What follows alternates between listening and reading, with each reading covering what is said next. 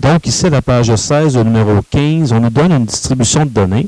Et là, on nous demande de calculer le rang centile de chaque donnée qui est encadrée. Alors, dans un premier temps, ce qui serait bien, c'est de se rappeler la formule qui nous permet de calculer le rang centile d'une donnée. Donc, le rang centile d'une donnée est égal à, c'est 100 fois le nombre de données, valeur inférieure ou égale, sur le nombre total de données. Alors, par exemple, pour ma première question ici, je voudrais calculer le rang centile de la donnée 18.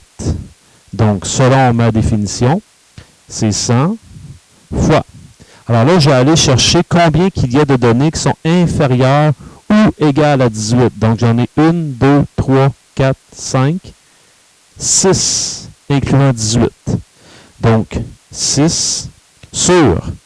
J'ai un total ici de 20 données. Je prends ma calculatrice, j'effectue ce calcul-là. Donc, 100 fois 6 divisé par 20, qui me donne 30. Dans ce cas ici, j'arrive à un nombre entier. J'avais un nombre à virgule. On sait qu'on arrondit à l'entier supérieur. Donc, ici, on peut dire que c'est le 30e rang centile. L'exemple suivant, on a 32. Donc, calculer le rang centile de 32 revient à calculer 100 fois. Je vérifie combien j'ai de données qui sont inférieures ou égales à 32.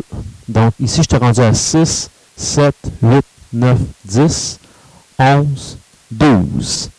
Il y a 12 données qui sont inférieures ou égales sur 20 données. Je prends ma calculatrice. Encore une fois, j'arrive à une valeur entière, 60. Donc, ça ici, ça veut dire que c'est le 60e rang centile. Et finalement, 42.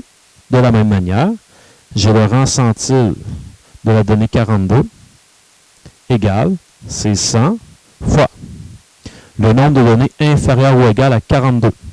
Alors, on avait 12 rendus ici, 13, 14, 15, 16, 17 et 18. 42 ici, il y en a 2 qui sont égales à 42. Donc, j'ai 18 données. Donc, 18 sur 20. En faisant ce calcul-là, encore une fois, j'arrive à une valeur entière qui est 90. Donc, 90e rang centile. Il faut comprendre une chose, le rang centile, ça signifie le nombre de données, le pourcentage de données qui sont inférieures ou égales à ce nombre-là. On remarque que 42, dans ma liste de données, est une valeur assez élevée. Okay? On n'a pas le contexte ici, mais imaginons que c'est un examen sur 50. 42 sur 50, c'était dans des très bons résultats. Et le 90 ici signifie, ça veut dire qu'il y a à peu près 90% des données qui sont inférieures ou égales à 42.